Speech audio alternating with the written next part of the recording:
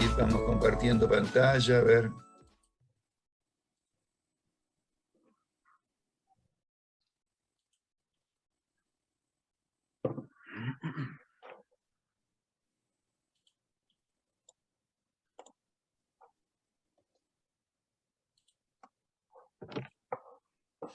Este es el tema, mis queridos amigos, amigas, que se me propuso. ¿Empezamos, le parece? Vamos, 1, 2, 3 ya. Que el Espíritu Santo nos acompañe y nos haga penetrar profundamente en este Evangelio, esta buena noticia que Marcos nos quiere transmitir, y en esta lectura, desde luego, sesgada por este tema que vamos a ir siguiendo, ¿no? Es el discipulado en el Evangelio. Se podrían seguir otros temas. De hecho, yo he intentado, van a ver enseguida, dar continuidad en lo que yo estoy diciendo al gran planteo global que nos hizo Juanchi cuando nos presentaba un poco la teología de Marcos con sus partes y con ese gran hilo conductor que recorre todo su evangelio, que es esto, ¿no? ¿Quién es Jesús finalmente, ¿no? Esta gran pregunta, ¿quién es Jesús?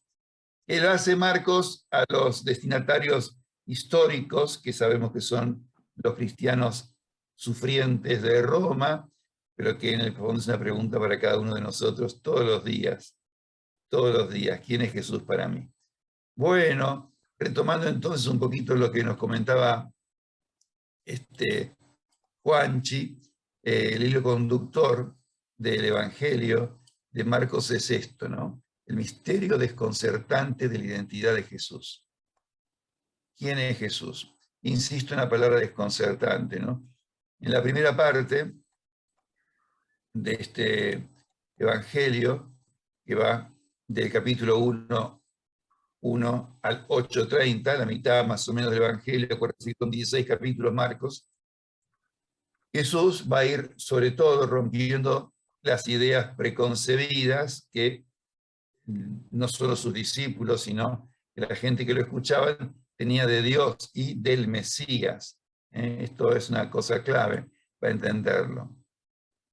Y se va entonces intentando develar lentamente, pero primero desde una desconstrucción de lo que no es, si ustedes quieren, este misterio del Mesías.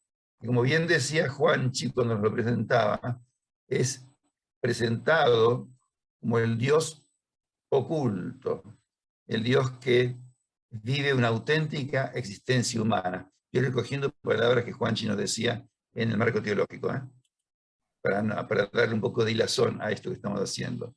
También Juanchi nos decía que en el fondo Jesús es el Evangelio.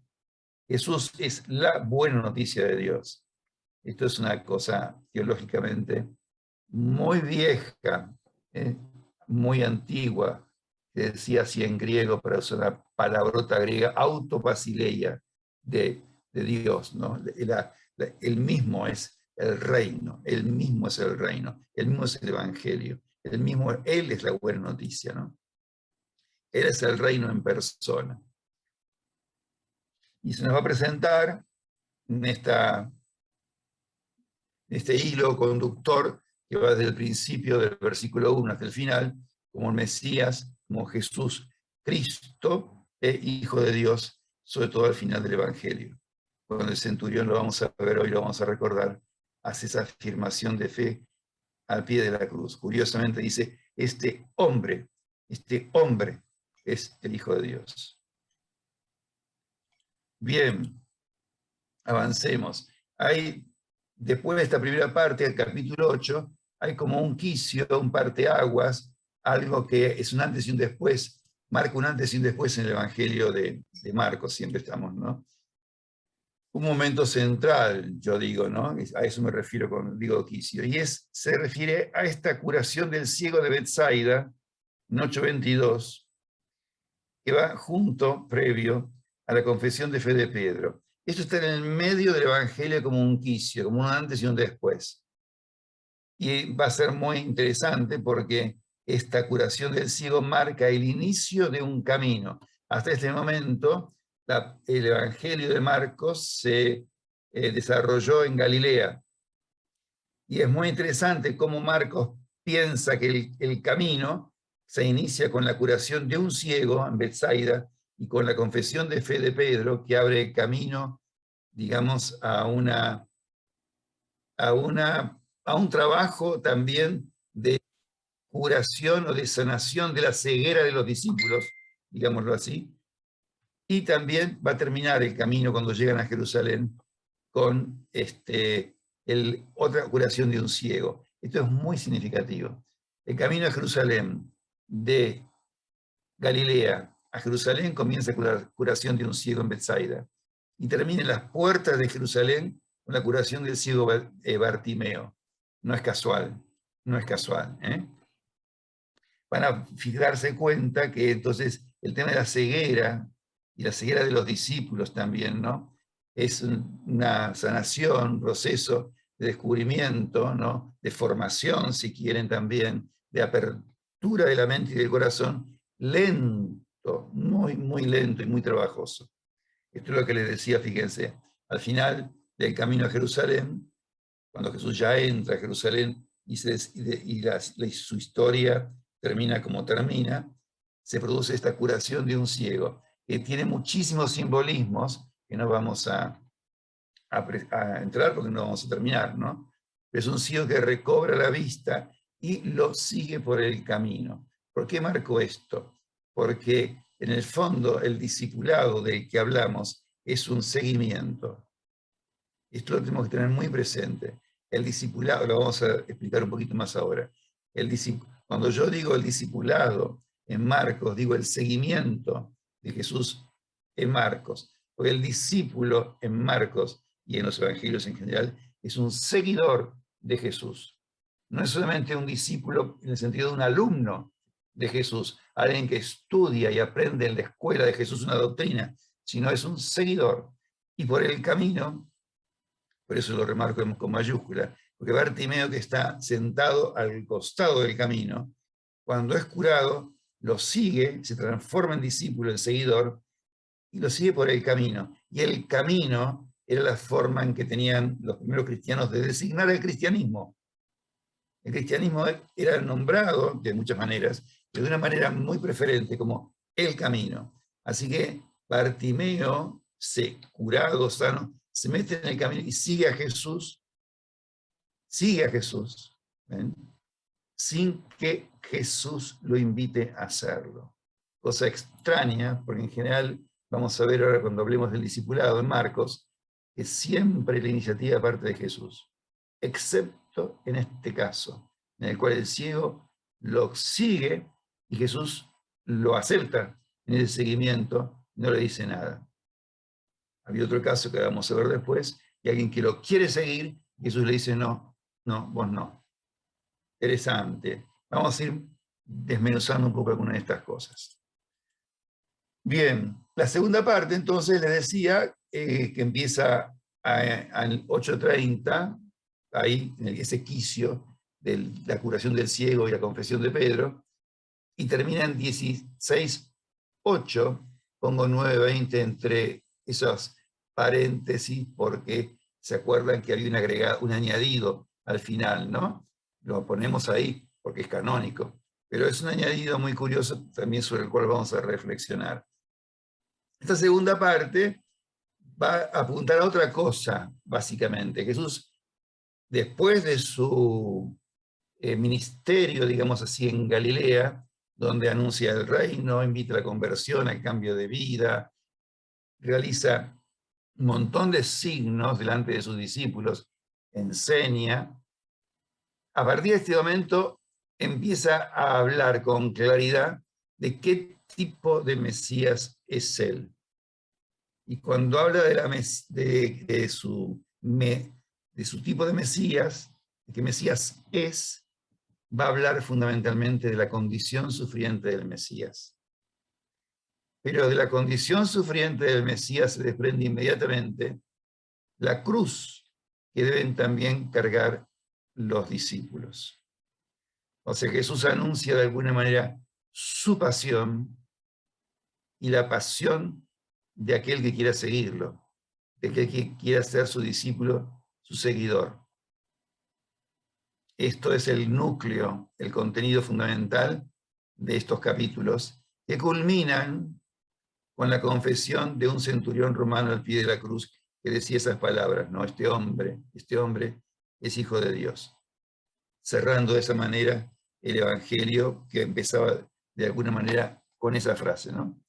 Bien, estamos hablando un poco de la estructura antes de meternos en el tema del discípulo.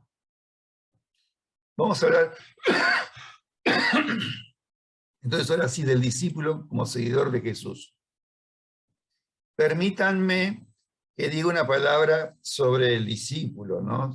Incluso había buscado una cantidad de cosas que las he dejado de lado para quedarme en algo muy fundamental. ¿Qué significa la palabra discípulo?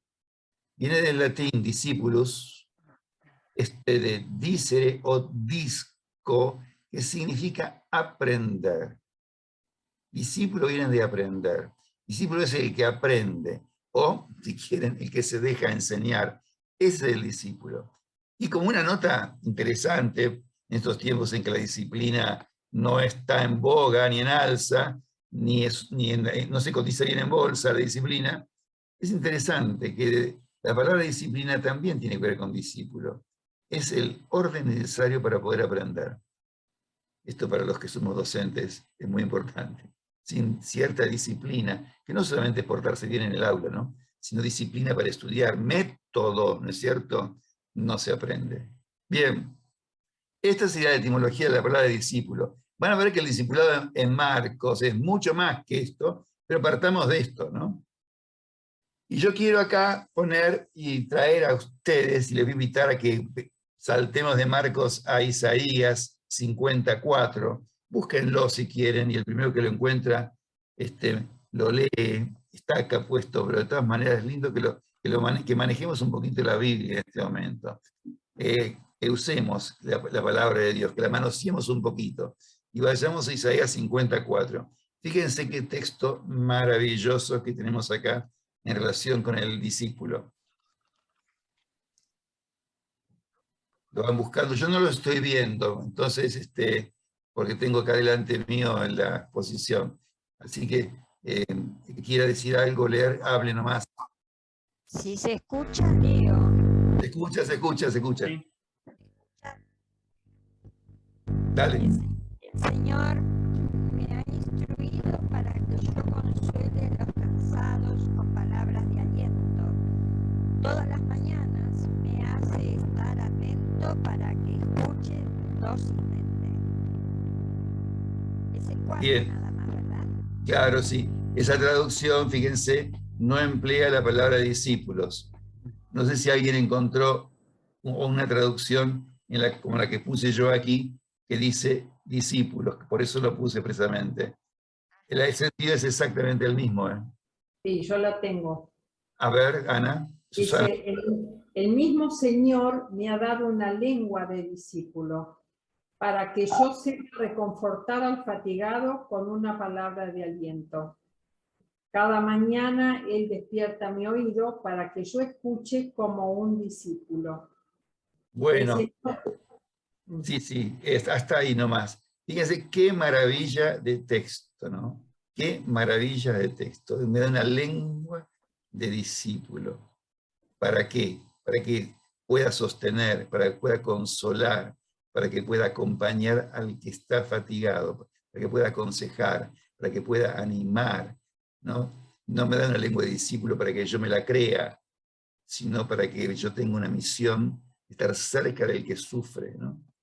Y no es que me lo dio un día, es mañana tras mañana Él me despierta. Mañana tras mañana, todos los días, cada día, Él despierta mi oído. Despierta mi oído para que escuche como los discípulos. El discípulo, la primera característica de un discípulo es escuchar. Si el discípulo no escucha, no puede tener después lengua de discípulo. Para tener lengua de discípulo hay que escuchar como los discípulos. ¿Se entiende, no es cierto? La lógica de esto. Y esto está en íntima relación con el oído, entonces, fíjense, con la escucha. Hay una serie de expresiones que son muy interesantes en la Biblia, sobre todo esta expresión de inclina el oído. Ustedes pueden buscar después inclinar el oído, las veces que aparece, referidas, ¿no?, al que Dios invita a su pueblo a inclinar el oído, y el pueblo cuando reza en los salmos muchas veces le pide a Dios que incline su oído, es decir, que lo escuche. Inclinar el oído es eso, ¿no? Es escuchar. Y el escuchar en el lenguaje y en la mentalidad semítica es también obedecer. La escucha va de la mano de la obediencia. Es prácticamente lo mismo. Ese inclina tu oído, les pongo allí, aparece en múltiples textos. Yo después les voy a pasar un Word en el cual hay una cantidad de textos que ustedes pueden, si quieren, investigar, ¿no? Jesús mismo, después les pongo 2 citas, retoma esto, ¿no?, en 2 momentos. Dice, el que tenga oídos para oír, que escuche. El que tenga oídos para oír, que escuche. Un dato marginal, como a mí me encanta San Benito y su regla, y es el patrono de los marianistas, ¿eh? Así empieza, dice, escucha, hijo. Así empieza la regla también. Escucha, hijo, los preceptos del maestro. Agudiza el oído de tu corazón, fíjense, el oído de tu corazón. Acoge con gusto la exhortación de un padre entrañable, ¿ven? Un padre entrañable, no de un juez ni un maestro, un padre te está enseñando. Y ponela en práctica, para que tu obediencia laboriosa, a veces no es fácil obedecer, retornes a Dios de que te habías alejado por tu desobediencia. Así empieza la regla de San Benito. Escucha, escucha. Transfórmate en discípulo. Bien. ¿Vamos bien? ¿Se entiende? Suponemos que sí. Perfecto. Avanzamos. Acá tienen los textos que les decía para descansar un poquito. El Señor Dios me ha dado una lengua de discípulo para que sepa sostener con una palabra de fatigado, mañana tras mañana me despierta, para que pueda escuchar como los discípulos. Pero acá hay otra cita de Proverbios que dice así: hijo mío, está atento a mi sabiduría y a mi inteligencia, inclina tu oído. Proverbios 5:1.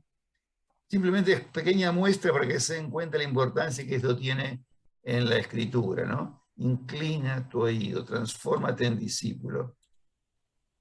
Acá tienen otra, siempre en Proverbios esta: hijo mío, está atento a mis palabras, inclina tu oído a mis razones, no se aparten de tus ojos. Eso también es interesante porque ojos cerrados, ceguera, ya hablábamos recién de los ciegos, ¿no? Oídos, ojos, guárdalas en tu corazón, porque son vida a los que las hallan y medicina a todo su cuerpo. Qué curioso, ¿no? A todo su cuerpo, como una medicina. Nos hace bien, nos sanan las palabras de Dios. Sanan el alma, y como sanan el alma, sanan el corazón, también sanan y repercute eso en nuestro cuerpo. Porque somos uno, porque somos uno. Bien, avancemos entonces. ¿Cuáles serían las características del discipulado de Marcos? Ahora vamos yendo ya a nuestro tema más específico, ¿no? ¿Quién es el seguidor de Jesús? Bueno, primero Marcos les decía a ustedes que a lo largo de todo su evangelio nos va planteando esa desconcertante identidad de Jesús, pero paralelamente también nos desconcierta la condición, la reacción, el modo de aprender, la actitud, el comportamiento de sus discípulos y las exigencias que Jesús les plantea. Fíjense, los discípulos están junto a Jesús desde el principio, pero muy desde el principio. Jesús prácticamente no hace nada sin llamar a algunos. De a poco va llamando, ¿no? Va llamando a unos, a otros, a la orilla del lago, etc. ¿Para qué los llaman? Primero llama a los que él quiso. Eso está un poquito más atrás, Marcos 3. Antes de esto ya había llamado. Pero Marcos señala a los que él quiso. ¿Y para qué los llama? Para que estén con él. Miren, esto no es una cuestión simplemente anecdótica. Esto es muy profundo. Normalmente es el discípulo el que elige al maestro. Siempre ha sido así en la historia. Los maestros espirituales se hacían fama de santidad, de sabiduría, y eran como la miel que atraía a las moscas, ¿no? O los, no sé, a las abejas, digamos, eran más lindas las abejas, que son los discípulos. ¿Eh? El maestro, la atracción, la autoridad, la fama del maestro atraía a los discípulos. Y no es él, no era el maestro el que va buscando discípulos, el que elige a los discípulos. Eso por una parte. Acá es al revés. Y además, no necesariamente para que vivan con él, ¿no? El discipulado no supone que vivir juntos. Había en Jerusalén la Facultad de Teología, había escuelas teológicas, rabinos que enseñaban, cada cual se iba a su casa. Pero acá hay una diferencia muy interesante. Él los llama para vivir con él, no solo para enseñarles algo. Vengan ustedes que son inteligentes, y como son muy inteligentes les voy a enseñar y ustedes van a enseñar a otros, ¿no? No es una escuela propiamente lo que Jesús forma, ¿ven? Los llama, Él los elige por alguna razón misteriosa, porque la verdad que elige a gente un poquito común, ¿no? Vulgar, y hasta se equivoca en la elección de alguno aparentemente, porque elige a Judas para vivir con Él. Con Jesús ellos conviven, no en un lugar fijo. Jesús no tiene un campus, como en la universidad. Caminan con Él. Tienen que dejar todo para ser discípulos de Él. ¿Ven? Para ser discípulos de Jesús, tienen que seguir. Los invitas, la palabra con la cual los llaman es síganme, vengan conmigo, vengan detrás de mí. ¿Ven? Y ellos tienen que dejar todo para hacerlo. Es la opción por seguir a Jesús. Es una opción muy brava. No es el caso de Juan Bautista. Juan Bautista no llama a nadie, es lo que les decía yo antes, ¿no? Juan Bautista es famoso y como las moscas, como las abejas, van a él desde todas partes. Apareció un profeta, entonces él mismo, su fama de profeta, convoca. La gente se une a él y él permanece en un lugar fijo, en el desierto. No es un campus tampoco, ¿no? En el desierto. No es itinerante, ¿ven? La gente va y viene, algunos se quedan con él y permanecen con él mucho tiempo. Entonces fíjense, ya podemos decir lo siguiente, el discipulado es una escuela de la vida. Se van formando en el camino, siendo testigos de las acciones sanadoras de Jesús, de sus gestos y actitudes, de su pasar haciendo el bien. Es una escuela en la vida, es una escuela de la vida, el discipulado de Jesús, el seguimiento de Jesús o discipulado. Son casi sinónimos, discipulado y seguimiento en Marcos. Y forman una nueva familia.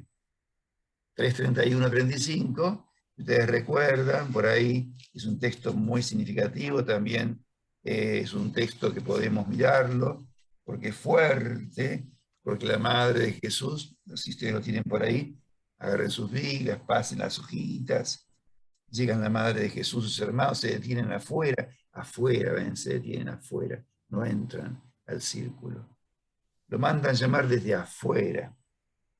La gente está sentada haciendo un corro, un círculo, en torno a Jesús. En torno a Jesús.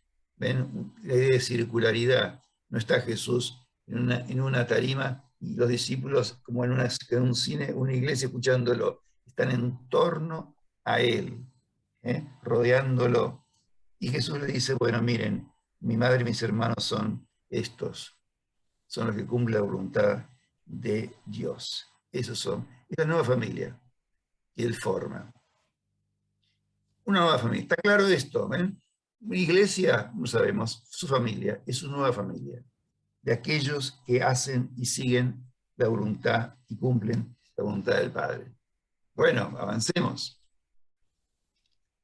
A esta palabra que tiene tanta fuerza, que es sígueme, sígueme. Miren, el llamado de Jesús es muy particular, porque Él llama, como les decía recién, a ir con él, a ir detrás de él. Seguirle es ir detrás, ¿no? Detrás de uno. Si ustedes me siguen, no van delante mío, ni siquiera al lado mío, vienen detrás de mí. Por eso se puede decir estrictamente que el discípulo es un seguidor de Jesús. Y por eso es tan importante hablar, cuando hablamos del discipulado y del cristianismo, y de qué es un cristiano, del seguimiento de Cristo, ¿no?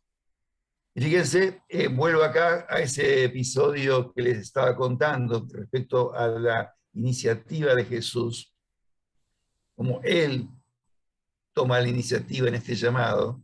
Ese ex endemoniado está en 5, 18, 20, ahí lo pueden ver, esa última parte es muy fuerte, muy fuerte. Vamos a verla ahora también nosotros. Es un endemoniado, peligrosísimo, extranjero, porque Jesús ha cruzado a la otra orilla y se ha metido en territorio extranjero. Es locura, ¿se acuerdan? La gente se enoja porque el demonio entra en los cerdos y los cerdos se van al barranco, se pierde muchísima plata, bueno, toda esa historia. Él le pide estar con él. Dice, cuando se embarcaba, el que había estado endemoniado le pidió que le permitiese acompañarlo. Le pide ir con él, estar con él. No se lo permitió, no lo deja. En cambio, lo envía a contar lo que el Señor, esto es textual, lo que el Señor por su misericordia ha hecho contigo. Lo envía a contar. Fíjense qué curioso y fuertísimo y tremendo. El primer enviado, el primer apóstol, es un ex endemoniado y además un extranjero. Pero Jesús no lo acepta como discípulo. Por alguna razón. Vamos a dejarlo ahí. Vamos a dejarlo ahí. Pero Jesús le dice que no. Vos no. Vos tenés otra misión, tenés otra tarea. Pero es el primer apóstol, es el primer enviado. A anunciar lo que el Señor, por su misericordia, ha hecho contigo. Y dice, él se fue y se puso a proclamar por la Decápolis, por ese territorio extranjero, lo que Jesús había hecho con él, y todos se maravillaron. Primer testigo de Jesús. Primer enviado. Antes que Jesús envía a los 12, el primer enviado es este señor, que no es discípulo propiamente. Interesante dato. Bien. ¿Por qué esto del seguir? Esto fue una especie de añadido, un paréntesis. ¿Por qué vuelvo con esto acá adelante? Porque son seguidores de Jesús, porque los discípulos no tienen que aprender una doctrina. No es una doctrina lo que Jesús les va a enseñar. Por eso esa palabra de discípulo, de alumno o de aprendiz, hay que matizarla mucho, porque en realidad lo que ellos tienen que aprender es un modo de vivir. Lo que Jesús quiere transmitirles y enseñarles es un nuevo modo de vivir. Y ese nuevo modo de vivir se contagia, se aprende viviéndolo con Él. Se aprende viviéndolo con Él. Pero bueno, por supuesto, también los apóstoles, además de ser ese grupito, ser familia, estar muy cómodos con Jesús, sentirse por momentos así, somos los importantes porque estamos con este profeta maravilloso que es Jesús, también Jesús los envía. Jesús los envía. Él no comparte, Él no guarda para sí celosamente su poder, sino que les da poder, comparte la misión y hace como una especie de entrenamiento, lo manda de 2 en 2 y entonces se transforman en discípulos y misioneros. Esto de Aparecida, ¿no? ¿Se acuerdan? Aparecida, discípulos y misioneros. Esto es lo que tenemos que ser todos, discípulos y misioneros. No se puede ser misionero sin ser discípulo. No basta ser discípulo. El discípulo se gradúa, si quieren, de discípulo cuando se transforma en misionero. Entonces los envía a la misión y acá regresan, en 6:30 regresan, en el medio está la muerte del Bautista, etcétera, etcétera. Pero acá es interesante Si van a 6:30, vamos pasando alguna hojita de la Biblia, en 6:30, los apóstoles se reunieron con Jesús y le contaron todo lo que habían hecho y enseñado. Evalúan con Jesús la misión. Y Jesús, muy comprensivo, muy humano, le dice: vengan ustedes solos a un paraje despoblado a descansar un rato. Esto es una maravilla, ¿ven? La humanidad de Jesús que trasunta a Marcos, ¿no? Vengan a descansar un rato. Jesús no es un eficientista, hay que seguir, vamos a seguir trabajando, un activista, no. Vengan a descansar un rato. Bueno, después no pudieron porque la gente se enteró o lo que sea, pero la idea es esta, ¿no? Y dentro de este sígueme, también es interesante señalar cuando no sale del todo bien.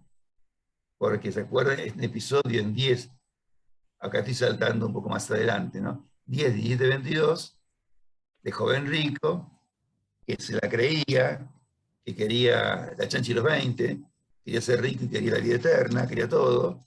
Y Jesús, conociendo su fragilidad, su debilidad o su punto débil, le dice: bueno, sí, cómo no. Lo miró con amor, dice, porque la verdad que es interesante, ¿no? Jesús lo miró con amor, con cariño, dice el 21, lo miró con cariño. Quiere decir que Jesús reconoció sinceridad a este muchacho, ganas de ser mejor, ganas de dar un paso más en su vida espiritual. Pero cuando le hace la propuesta de vender todo, darlo a los pobres, tener un tesoro en el cielo, y después la palabra mágica, después sígueme, después sígueme, palabra mágica, sígueme, él se llenó de pena y se fue triste, era muy rico. En acá Jesús también empleó la palabra sígueme, y le falló. Lo invitó a seguirlo, y le falló. Parece que el dinero pudo más que esa vocación, que ese interés por la vida eterna, que ese entusiasmo por Jesús. Poderoso caballero don dinero, es como el dinero nos... Y bueno, Jesús hace una reflexión sobre el dinero. Difícilmente entrará en el reino de Dios los que tienen riquezas, ¿no? Bien, no voy a seguir con todo porque no vamos a terminar, pero bueno, hay una promesa también ahí para los que dejan todo por Jesús. Pedro, medio caradura, nos dice: nosotros dejamos todo por vos, y a nosotros ¿qué nos va a tocar? Y Jesús, condescendiente con Pedro, le hace una promesa acerca de lo que le va a tocar a él también, o a ellos les va a tocar también. Bien, cierro este pedacito de sígueme diciendo: bueno, Jesús, fíjense, todo lo hace en presencia de sus discípulos. No les oculta nada, salvo en su momento de oración más personal, ¿no? Se va a rezar solo al desierto. Pero toda su vida, ¿no es cierto?, es con ellos, pero en una vida absolutamente compartida. Uno puede pensar hasta en las cosas, detalles más cotidianos de la vida, ¿no? Caminaban juntos, dormían juntos, comían juntos, hombres y mujeres, que se trasladan de una parte a otra, viven, hacen todo juntos, ¿no? Y rescatemos esto: estos discípulos simbolizan a los destinatarios del Evangelio. Cuando Marcos habla de los discípulos, está hablando a esos cristianos de Roma y también a nosotros. Tratemos a partir de este momento de pensar no solo en ellos, cómo eran estos discípulos de Jesús, sino en nosotros, porque Marcos está simbolizando en ellos a los romanos, a los que les escribe, que ya no eran los primeros discípulos, y a nosotros también. Nosotros estamos ahí, entremos en el Evangelio, ¿no? Y sintamos que también, cuando se habla de los discípulos, Marcos nos está hablando a cada uno de nosotros. Bien, acá tenemos damos otro paso. Este maestro de discípulos es un maestro diferente y transgresor, podríamos decir disruptivo en algún sentido. Fíjense. Primero, él enseña en las sinagogas. Esto es relativamente normal, un poco extraño para un carpintero, un hombre sin mucha cultura, que se ponga a enseñar en las sinagogas quiere decir que tenía algo, una prestancia, una autoridad, un mensaje, una fuerza, que, bueno, los rabinos que dirigían la sinagoga les cedían esa palabra, ¿no? Para que él pudiera leer un texto y comentarlo. Y él, y lo repite mucho Marcos, se manifiesta como un maestro, pero un maestro distinto de los maestros comunes. De entrada, fíjense, 1, 21, 22, si quieren recorrerlo, vamos para atrás un poquito, quedan absortos porque el modo de hablar de él, la autoridad que tiene, la sabiduría que tiene, las acciones que acompañan las cosas que él dice y el mensaje que trae, es diferente. Es en algún sentido transgresor. ¿Se entiende? Es amenazante para las autoridades y para el establishment religioso de la época. Es amenazante en algún sentido. Si no lo fuera, si fuera un loquito más que dice cualquier tontería, no lo hubiera terminado matando, ¿no es cierto? Bien, pero los discípulos también transgreden, o no son de estricta observancia, como se supondría de un grupo de hombres religiosos, piadosos, que siguen un maestro, a un santón. De muchas maneras. La primera vez que aparece esta transgresión es que a los fariseos le preguntan a los discípulos, ¿por qué comen con pecadores? ¿Cómo se juntan con esta gente? Eso es transgresión. Le preguntan a los discípulos, no le preguntan a Jesús. Después le preguntan a Jesús, ¿por qué tus discípulos no ayunan? ¿Ven? Otra vez la transgresión. Pero tus discípulos no ayunan. Se supone que son piadosos, santos, quieren acercarse a Dios, tienen que ayunar. Diferencia entre el discipulado de Juan Bautista, los fariseos y el de Jesús. O caminan arrancando espigas en sábado, transgresión, también son criticados por eso. Ahí tienen los textos. Interesante, ¿eh? Los discípulos también son transgresores. Y los fariseos, más adelante, pego un salto al capítulo 7, vuelven a criticar a los discípulos porque comen con las manos impuras. 7:1, 8. Entonces fíjense cómo Jesús es un maestro diferente y transgresor, pero los discípulos también se contagian, digamos, de este maestro, que no es un transgresor loco, ni estúpido, ni transgresor por transgresor, un rebelde sin causa, ¿no? Es un transgresor que intenta llevar la ley a lo más hondo del corazón de las personas y atravesar toda esa capa, ¿no?, que le han puesto las tradiciones de los hombres, ¿no?, tapando con esas tradiciones muchas veces la voluntad primera de Dios, ¿no? ¿Cuál es? La ley está hecha para el hombre, no el hombre para la ley. Y entonces los discípulos empiezan a decir, o sea, que es un grupo, podemos decir, libre. A diferencia de los fariseos, que están atados a la ley, este grupo se manifiesta libre, liberado. Jesús libera, transmite liberación. ¿Vamos entendiendo? Sí, seguramente. Porque paran, estamos en un café, estamos en una conferencia así magistral. Así que cualquier cosa, pegan el grito, yo no los veo, pero ahí interrumpan nomás con toda confianza. Para preguntar, para añadir, para buscar un texto que les haya llamado la atención, estamos en eso, estamos con toda la libertad del mundo para hacerlo. Bien, pero acá viene lo más duro, una infusión.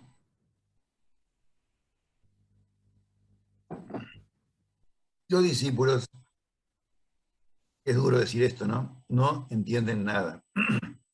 Acuérdense, los discípulos, los romanos, a quienes se les escribe, nosotros, discípulos de Jesús, históricos, esos primeros grupitos, los romanos, a los cuales cristianos, a los cuales Marcos escribe, y nosotros. El Evangelio está destinado a todos nosotros.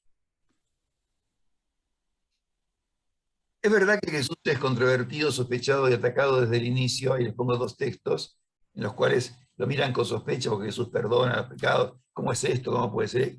Él, en general, Jesús es controvertido, no es fácil de entender a Jesús, vamos a reconocer, los pobres discípulos, no es nada fácil. Porque imagínense, vos seguís a un discípulo, seguís a un maestro, vos pensás que es un profeta que viene de parte de Dios, y las autoridades religiosas lo atacan, ¿no? Es como decir, yo sigo al padre Pepe y el Papa lo condena. Epa, ¿qué me pasó? ¿A quién le hago caso? ¿Al padre Pepe o al Papa?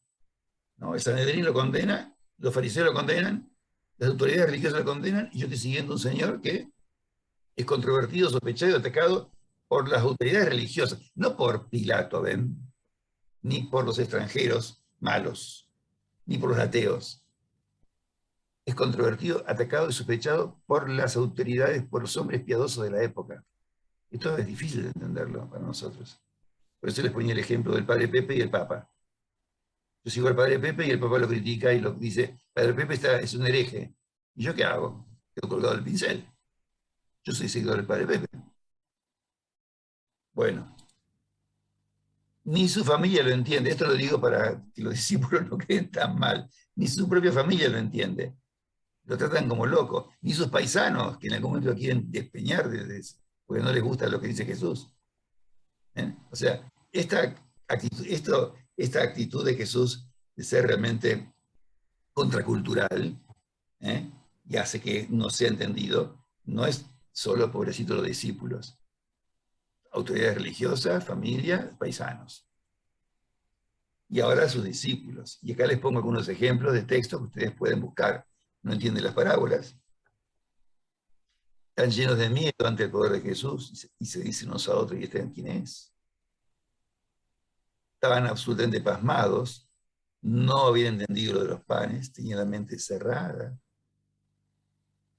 A veces Jesús, en relación con este episodio también, tiene que obligarlos a hacer algo que ellos no quieren hacer, porque se ve que Jesús intuía que si no los obligaba, en este caso es cruzar el lago y quedarse él solo con la gente, ellos podían subirse al éxito de la multiplicación de los panes para hacer algo que Jesús no quería. Los obliga a meterse en el barco y cruzarse, e irse solos.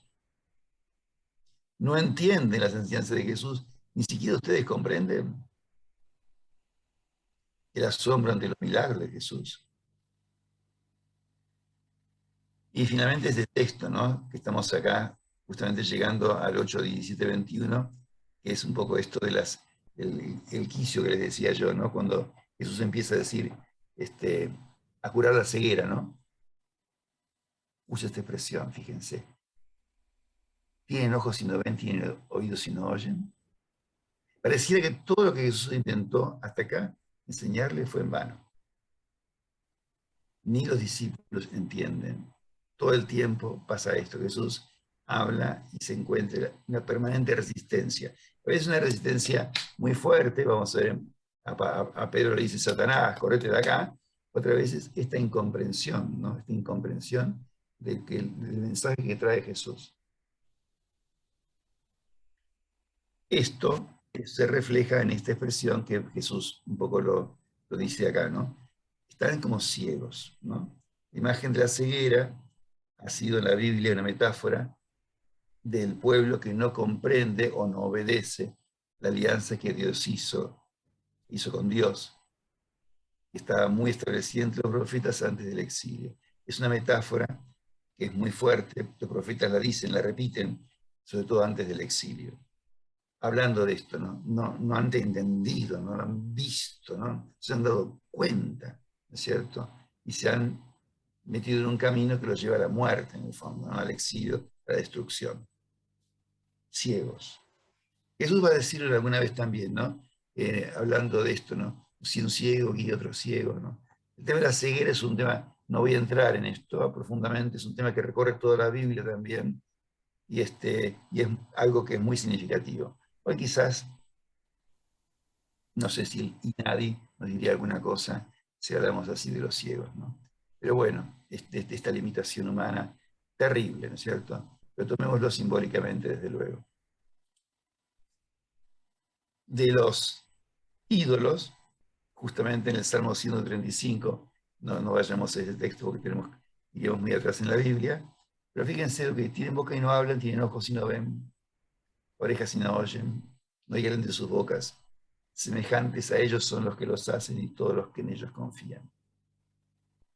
Esto, ¿no? Los ídolos son así, son seres de madera, son de piedra, boca y no hablan. Bueno, esto es lo que el pueblo de Dios refleja de alguna manera en la ceguera, en el tema este, ¿no? De no ver, no ver lo que Dios quiere hacer, lo que Dios está haciendo, o cómo está actuando, ¿no? Y acá pasamos a una segunda parte, que también es bastante dura, que son las condiciones para ser discípulo. Las condiciones para ser discípulo. Hasta acá venimos hablando de Jesús y la dificultad que tienen para entenderlo, pero acá empieza otra parte, a partir del 8:31, le decía, ¿no? Pasamos a la segunda parte, en la cual hay una primera anuncio de la pasión de Jesús. Jesús empieza, si tienen el 8 ahí, lo pueden buscar, busquen la Biblia. Entonces, porque acá es interesante, aunque sea este pequeño texto, mirarlo un poquito. Si toman el 27, 8:27, ahí es cuando Pedro contesta bien, ¿quién dice que soy yo? Pedro responde, tú eres el Mesías. Y Jesús nuevamente dice, no cuenten nada a nadie. Pedro contesta bien, Jesús no lo felicita en Marcos, no le da ni las llaves de nada, ni le dice nada, ¿quién te iluminó? Nada. Pedro responde correctamente, ahí termina el diálogo. Pero después, inmediatamente, en 31, es el que le puse yo acá en la pantalla, empieza a explicarles que el Hijo del Hombre tiene que padecer mucho. La pasión de Jesús. Habla de su pasión. Con mucha franqueza, dice, con mucha franqueza, con mucha apertura, mucha claridad. Y Pedro se escandaliza, la incomprensión de Pedro. Lo lleva aparte. Y Pedro se atreve a reprenderlo a Jesús. Y Jesús se vuelve y reprende a Pedro, delante de todos. Una reprensión fuertísima. Alejate de mi vista, Satanás. Tus pensamientos son de los hombres, no son los de Dios. ¿Sí? Así que van a ver que esta segunda parte, que yo la planteo como después de la curación del ciego, como Jesús que intenta ir liberando la mirada de los discípulos, también va a ser una parte trágicamente, en muchos sentidos, de incomprensión de Jesús por parte de los discípulos. Van a ver hasta dónde llega esto. Porque justamente a continuación del 34 están las condiciones para ser discípulos de las que estamos hablando. Entonces llama a la gente que quiera seguirme, nieguese a sí mismo, cargue con su cruz y sígame. La palabra sí, mágica, sígame. El que quiera salvar su vida la va a perder, el que la pierda por mí, y la buena noticia la ganará. Entonces, no solamente que anuncia su pasión, sino que inmediatamente, pegadito a su pasión, está la pasión que también les va a tocar vivir a los discípulos. Cargue su cruz, perdón. El que quiera seguirme, niéguese a sí mismo primero. 2, cargue con su cruz. 3, sígame. 3 cosas, ¿no? Acá están. El que quiera seguirme, negarse a sí mismo, deje de lado su ego. Deje de lado su ego, su yo, su egoísmo, sus intereses, de vivir centrado en sí mismo, el narcisismo. Niéguese a sí mismo. Cargue con su cruz. ¿Qué significa esto? Flagélese, agarre un cilicio y péguese en la espalda, haga ayuno, acuéstese en una cama de clavos. No. Asuma el riesgo, asuma el precio que hay que pagar por vivir conforme a los criterios del reino. Esto es cargar con la cruz de Cristo. No es simple, ay, me duele la cabeza, qué cruz que tengo. No, no es eso. Es un dolor que tiene cualquiera. La cruz de Jesús es asumir el riesgo, pagar el precio que hay que pagar por vivir conforme a los criterios del reino. Muy distinto a lo que muchas veces entendemos. Ay, qué cruz. Se murió mi mamá, lleva una cruz terrible. Es un dolor tremendo, desde luego. Pero no es la cruz de Jesús. No, Jesús no se refiere a eso. No se refiere a eso. Padre, perdón. Y Entonces, Me quedó dando vuelta desde hoy lo de Bartimeo. Entonces, ¿qué no le funcionó a Bartimeo? ¿Cargar con su cruz? No, Bartimeo es el que está al final, que carga con su cruz, porque él larga su manto, larga sus seguridades, él está tirado al borde del camino y se pone a seguir a Jesús, venciendo todos los obstáculos, porque cuando él grita, se entera que pasa Jesús por el camino, él pega el grito: salva, salva, ten misericordia de mí, lo quiere hacer callar toda la gente. Jesús lo llama, llámenlo, dice. Y él le pregunta, dialoga con Jesús: ¿qué querés que haga? Que quiero ver. Él ve y lo sigue a Jesús. No, a Bartimeo le funciona esto. Sí, no sé qué cosas expliqué mal antes, pero Bartimeo... No. Me quedé pensando por qué usted había dicho al inicio de que Sí. a él no lo dice que le siga. A él le dice, No. anda a anunciar. Claro, no. Bartimeo, justamente, la mayor parte de la gente, Jesús la llama y le dice que la siga, y en este caso es el último que se acopla al movimiento de Jesús, el último discípulo, si quiere, antes de entrar a Jerusalén, se acopla y Jesús no le dice: no, no, Bartimeo, quédate allí, como hizo con el endemoniado, ¿te acordás? El Sí, endemoniado sí. dice: no, no vengas conmigo. Bartimeo se cura y lo sigue por el camino, y Jesús no le dice nada. A eso me A refería. eso, ahí Sí, está. sí, es curioso, sí. No le dice nada, lo acepta en el grupo totalmente. Porque en el fondo es el modelo del discípulo, el que descubre, el que ve, el que larga todo, que se juega por Jesús y lo sigue por el camino. Y es persistente en el llamado a ser sanado, el que ve, por fin, entonces termina siendo Bartimeo un modelo del discípulo seguidor. Bueno, eso es otra cosa. Bien, gracias, ya lo entendí. No, al contrario, al contrario. Gracias a vos por preguntar. Ven, la tercera condición: primero negarse. Es lo primero, ¿eh? Después cargar con la cruz. Pero si cargas con la cruz sin negarte, capaz que tu ego se infla. El primero es desinflar el ego. Después cargar la cruz. Y después ponerte a seguir a Jesús. Con humildad, esto es humildad. Con la disponibilidad, esto es disponibilidad a lo que venga. Esto es coraje, ¿no es cierto? Coraje. Y seguirlo. Y seguirlo es seguir a una persona, no a una idea. Fíjense que no dicen crean en mí, ¿no? Sino, en este caso, síganme, síganme. Se creen quizás o se aceptan ideas, se siguen personas. Y se los sigue para una misión, para una tarea. No se los sigue simplemente para jugar a un deporte y para estar con él tomando mate. Se los sigue para compartir la misión de esa persona, que es justamente anunciar el reino, corriendo todos los riesgos que tiene lo que Jesús está haciendo, ¿no? Así que esas son las tres características del discípulo. La persona que se niega a sí mismo dejando de lado su ego, que carga con su cruz asumiendo el riesgo y tiene el coraje de pagar el precio de vivir conforme a los criterios del reino, aunque lo persigan y lo critiquen y lo dejen solo. Y lo sigue a Jesús, se enamora de Jesús, sigue una persona, no una idea, no una doctrina, no un dogma, sino una persona concreta.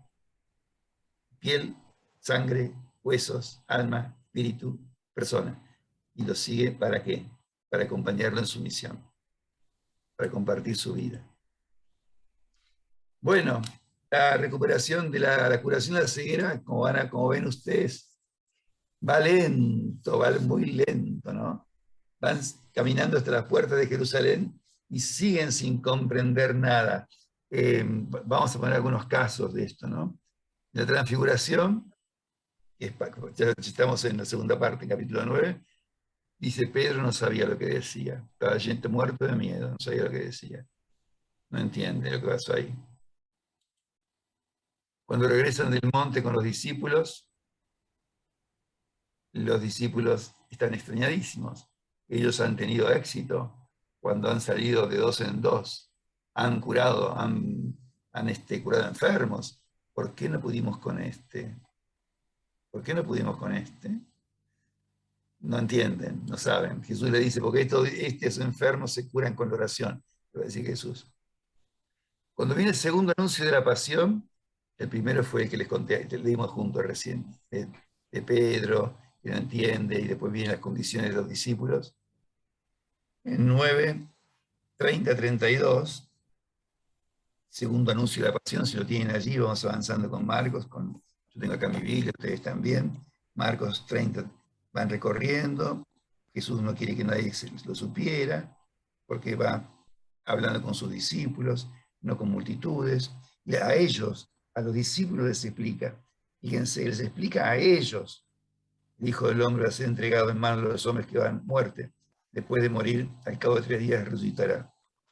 Y ellos no entendían el asunto y ni siquiera se atrevían a preguntar. Curioso, ¿no? No entienden, siguen ciegos. Pero para colmo, a continuación viene que empiezan a conversar en el camino de quién es el más, discuten, dice, quién es el más importante de ellos.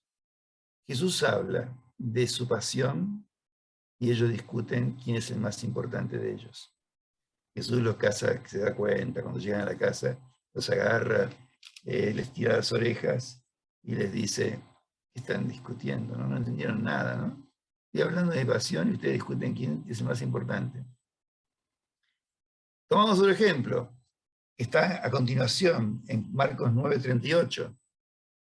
Juan le dice, uno estaba expulsando demonios en nombre tuyo.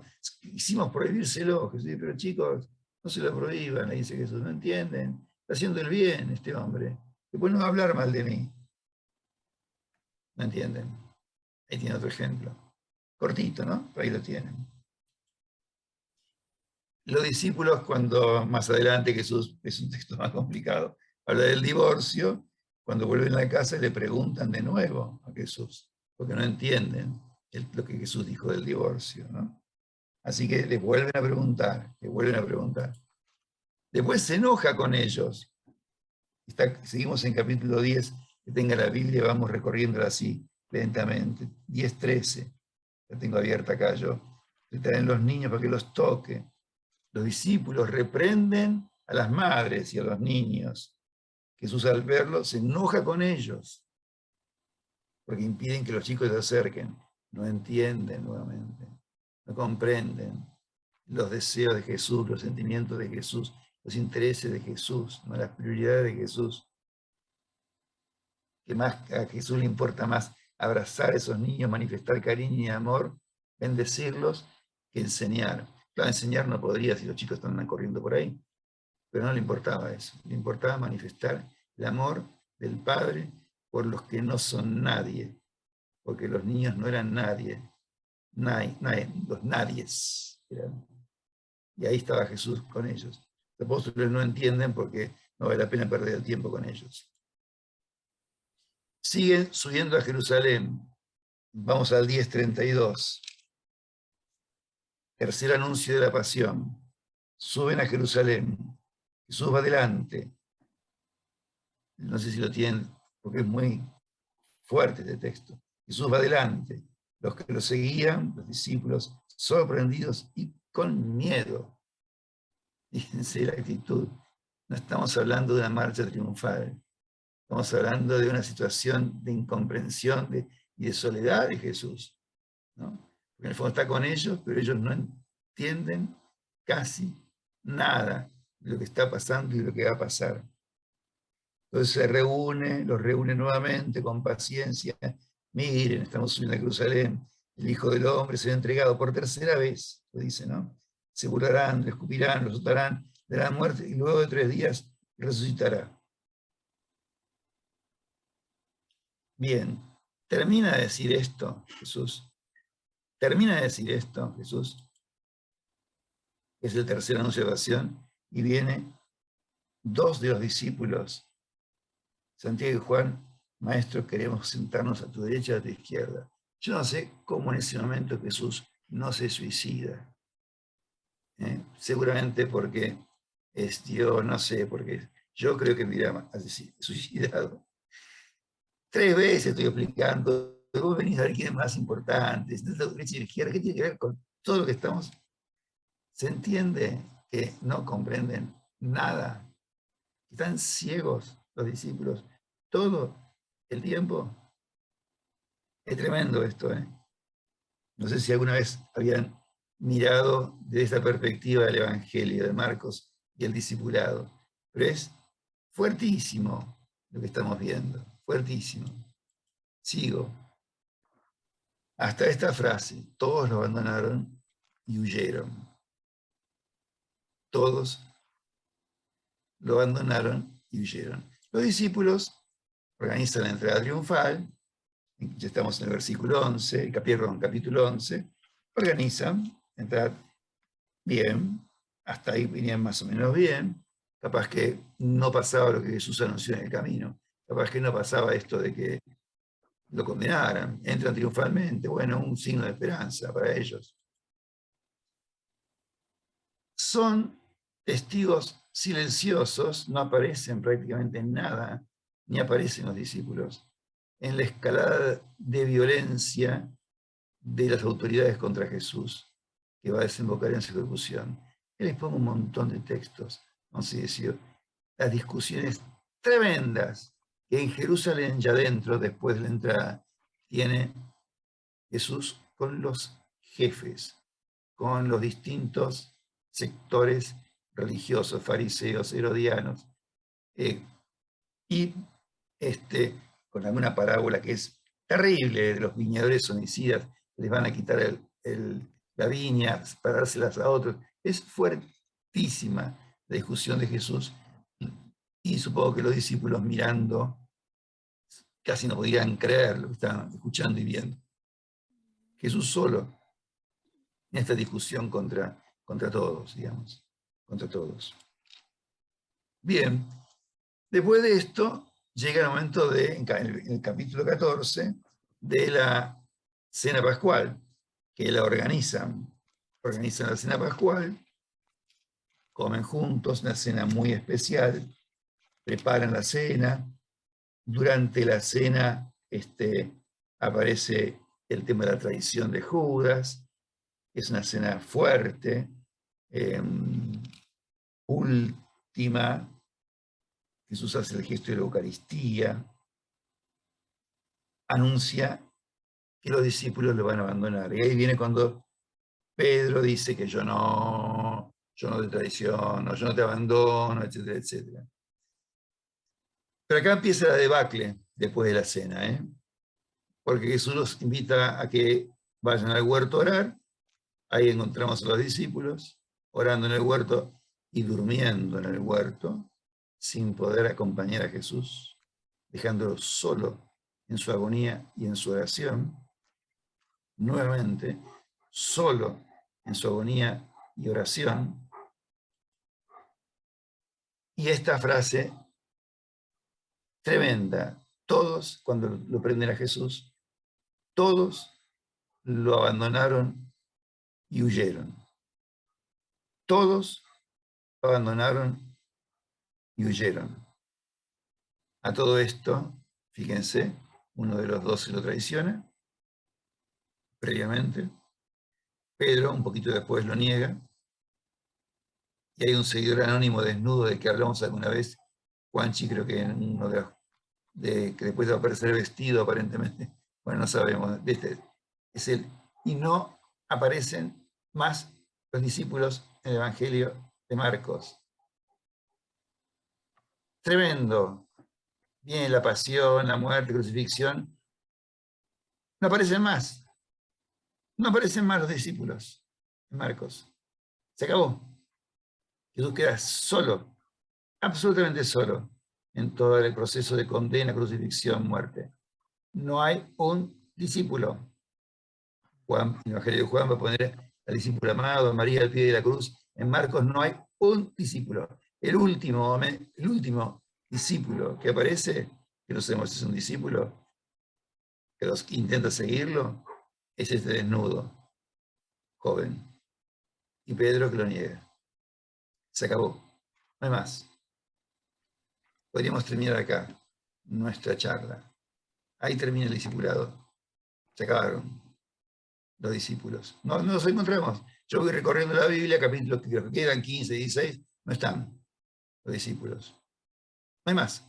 Lo abandonaron y huyeron. Tremendo. Tremendo. ¿Se dan cuenta de la fuerza que tiene esto? lo abandonan y huyen. Lo dejan solo.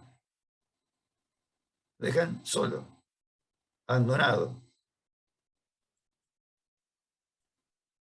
Bien, como les decía, en el Evangelio de Marcos no aparecen más hasta el final del Evangelio, que es un añadido canónico, porque es canónico, es palabra de Dios, digamos, pero es un añadido, que alguien añadió porque el final era terrible y desconcertante, y lo pusieron. Pero van a ver un poco cómo termina toda esta historia. ¿Quiénes quedan? Las mujeres. Bueno, acá vamos a honrar un poco a la mujer. Un poco.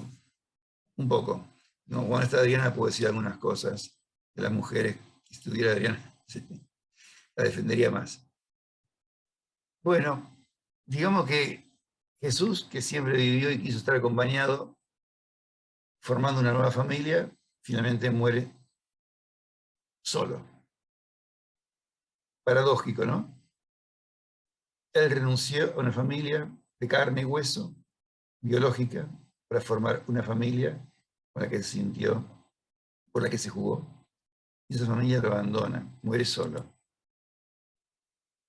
¿Quién va a quedar? Va a quedar el centurión al pie de la cruz. Va a quedar solo con el centurión que está frente a la cruz y dice, este hombre, la palabra hay que remarcarla, era hijo de Dios, hace un acto de fe. Y con esto se vuelve al principio del Evangelio de Mateo, que ya había presentado esto, de alguna manera, en su primer versículo, ¿no? Comienzo de la buena noticia de Jesucristo, Hijo de Dios. Pedro dice en capítulo 8, Jesús es el Cristo, Él es el Cristo, y el centurión cierra esto diciendo, es el Hijo de Dios. Ahí está todo, el Evangelio. Y aparece otro personaje, que es José de Arimatea. Vamos a buscarlo un poquito, porque es interesante este personaje. No es discípulo como tal, no es un discípulo. Es un consejero respetado, un hombre que esperaba el reino de Dios. Y dice mi traducción, que ustedes tienen en 15:42, capaz que alguien me ayuda y me encuentre una traducción mejor o más clara. Dice, tuvo la osadía de presentarse a Pilato. ¿Alguien encuentra ese texto? Tuvo la osadía de presentarse a Pilato a pedir el cuerpo. ¿Está traducido de otra manera en alguna Biblia? Yo estoy con la del pueblo de Dios. Se atrevió a presentarse ante Pilato para Se pedir el atrevió, cuerpo. se atrevió. La misma idea. Se atrevió. Tuvo la audacia, dice también. ¿Cómo, perdón? Tuvo la audacia. La audacia. Fíjense, que no tuvieron los apóstoles, los discípulos, los seguidores. Él, un consejero respetado, jugándose su reputación. Quizás si no era respetado no hubiera podido irlo a pedir, pero se jugó su reputación, tuvo la osadía, la audacia de pedir el cuerpo de Jesús. Y Pilato se lo da, después de consultar al centurión porque no podía creer que yo hubiera muerto, ¿no? Bueno, le concede el cuerpo. José de Arimatea aparece ahí en el Evangelio. ¿De dónde salió? No aparece antes, no recuerdo que apareciera antes, en el Evangelio de Marcos por lo menos. Había varios, del Sanedrín como Nicodemo, que también eran seguidores a escondidas, de noche, pero José no sabíamos. Y habría más gente buena en el Sanedrín, o de buena voluntad, con casi toda seguridad. Pero estaba dominado por los ladrones, por los corruptos, y esta gente no tendría mucha posibilidad de influir. O en su momento, cuando condenaron a Jesús, no se animó, no tuvo la osadía de parar la cosa. Bien, ¿y las mujeres? A ver, quedaron entonces el centurión como actores del último tramo de la vida de Jesús, José de Arimatea y las mujeres, que son en 3 momentos. Primero miran a distancia. Bueno, vamos a buscarlo un poquito, porque me parece importante. Estamos en el 15:40-41. Después que el centurión dice esto, dice, a distancia, unas mujeres, entre ellas alguna entre ellas María Magdalena, María madre de Santiago, el menor, y de José, y Salomé, quienes cuando estaba en Galilea Jesús, le habían seguido y servido. Fíjense, son discípulas y seguidoras. Le habían seguido y servido, además. Entraron en el seguimiento de Jesús desde Galilea, caminaron con Jesús desde Galilea a Jerusalén, hasta el pie de la cruz prácticamente. Lo cual demuestra que en el movimiento de Jesús las mujeres están absolutamente incluidas, porque caminaron con él y lo siguieron a él como discípulas. Desde Galilea hicieron todo el camino con Jesús.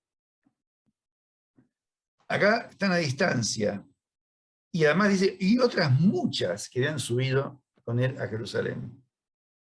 No nos imaginamos esto, porque siempre están los varones, los varoncitos, ahí, en la foto, en la última cena. Muchas mujeres, además de estas que tienen nombre y apellido.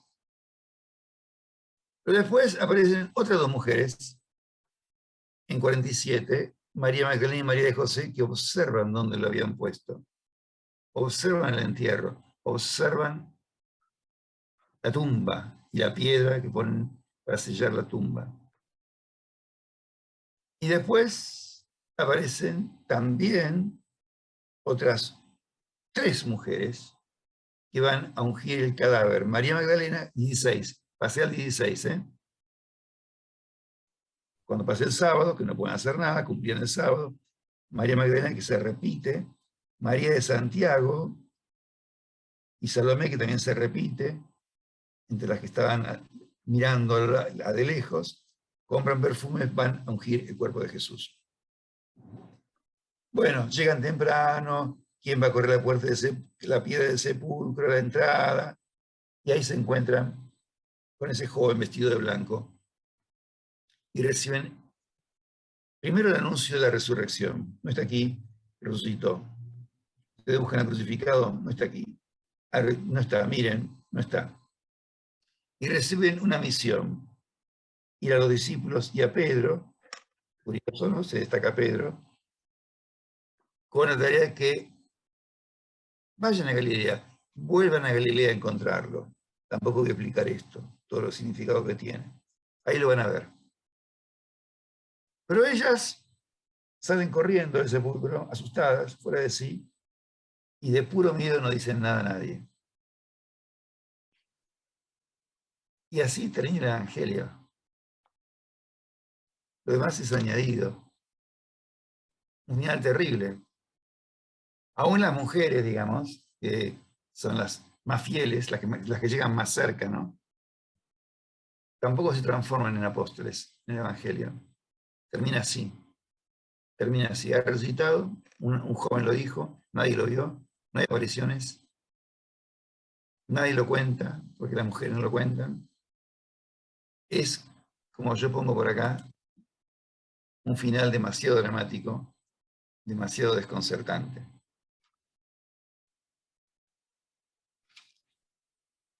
Y entonces, claro, alguna mano buena y inspirada también, porque sí que es una mano inspirada, porque es un evangelio canónico. Esta parte no es trucha, es parte del evangelio, agregada después, no por el primer redactor, pero no es trucha, digamos, ¿no? Es palabra de Dios. Hace un final, yo digo, un poco más feliz. Es un final feliz, pero un poco más feliz. Ahora van a ver por qué. Porque este final feliz, que es añadido a partir del 9, estamos en el 9 si quieren ustedes ahora, vamos a ir al final, ya hemos ido recorriendo bastante el Evangelio, ¿no? Se parece a María Magdalena, dice que, de la cual había sacado 7 demonios. Nunca el Evangelio va a decir que sea prostituta ni cosas por el estilo. Sí que la sanó el Señor, sí que la curó el Señor. Eso se dice. Pero no le creen. No le creen a María Magdalena. Los discípulos no le creyeron. Ellos escuchan que está vivo y no le creen. Estamos en el versículo 9 a 11. Se parece a 2 discípulos más, no tienen nombre ni apellido, caminando por el campo, pueden ser los de Maús. También vuelven a contar los demás. No les creen. ¿Se dan cuenta esto? La dificultad para creer que tienen, la dificultad para entender. Es tremendo, es tremendo. Entonces, por fin Jesús, harto, se parece a los 11, cuando estaba en la mesa, muy típico de Jesús, ¿no? El compartir la mesa, a los 11. Y lo primero es reprender su incredulidad y su obstinación por no haber creído. Reprende, lo primero es un tirón de oreja, ¿ven? No entienden, son incrédulos, están obstinados, no entienden. Del principio al final es esto así. Es fuertísimo, ¿ven? Es fuertísimo. Qué difícil ser discípulo, ¿no? De Jesús. ¿O será que nosotros nos creemos muy fácil discípulos y ya estamos? Y vemos que estos pobrecitos tontos no entendieron y nosotros sí la tenemos reclara. Es muy duro esto, ¿eh? Sin embargo, Jesús no abandona, los vuelve a convocar y los envía a la misión. Estamos en el 15. Vayan por todo el mundo, proclamen la buena noticia. Quien crea, se bautice. Los creyentes tendrán un poder, signos, etcétera, etcétera. Y, finalmente, Jesús parte al cielo y los discípulos parten a predicar a todas partes. Por eso digo, finalmente es un final feliz. Un poco más por todo esto, ¿no? No del todo feliz, porque costó un montón llegar acá. Pero es un final un poco más feliz, sí, por supuesto. Bien, faltando 2 minutos para las 9, estamos llegando al final. Disculpen la largura de todo esto. Yo les puedo dejar algunas preguntas que no vamos a poder hacer hoy, 8:58. ¿Qué es lo que más me resultó más novedoso? ¿Qué impresiona más? ¿Algún aspecto del discipulado según Marcos que me gustaría destacar? ¿Hay algo que me haya cuestionado, movilizado hoy más a mí? ¿Aprendí algo nuevo de Jesús? Y por último, esta frase como síntesis: no llegar a ser discípulo misionero es tarea de toda la vida. Bien, hermanos y hermanas, dejo de compartir. Si a ustedes les interesa, les puedo mandar este power.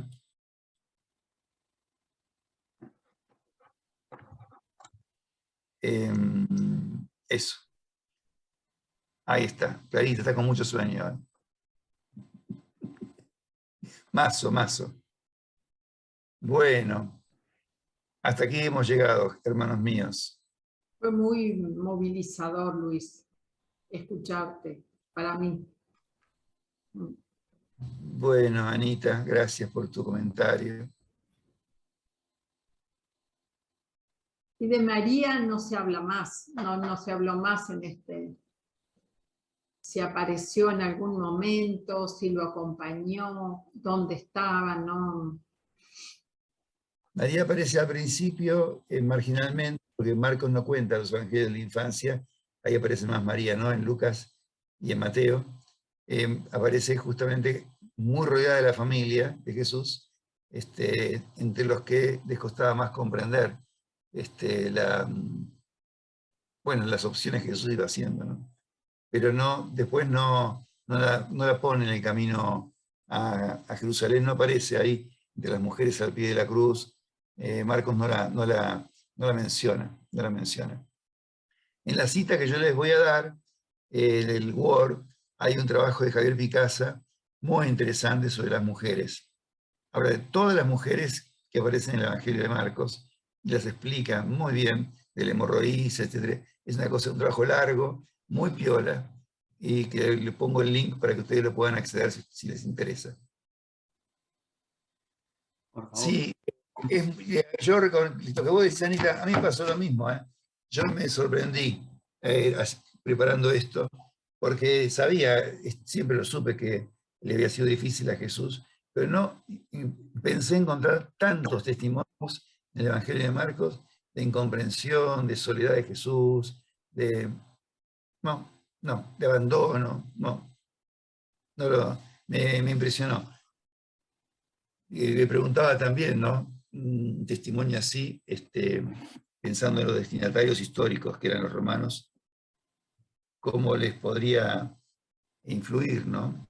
En el fondo, seguir a Jesús es seguir a Jesús a palo seco, ¿no? Sin mucha gratificación, sin mucha... dar la vida por él, un punto, ¿no? No hay mucha alternativa para el discípulo sufriente, ¿no? Dar la vida por él y punto, ¿no? Enamorarse de él y dar la vida por él. Asumir su causa. Pero no hay así grandes promesas, terribles promesas, ni grandes prodigios, ¿no? Que los discípulos realicen, o los apóstoles realicen. Es simplemente esto, ¿no? Seguirlo y correr su suerte. En el fondo es eso, ¿no? Convencerlos a ellos que seguir a Jesús es correr su suerte y un poco terminar como él, ¿no? Y la gloria nuestra es esa, ¿no? También.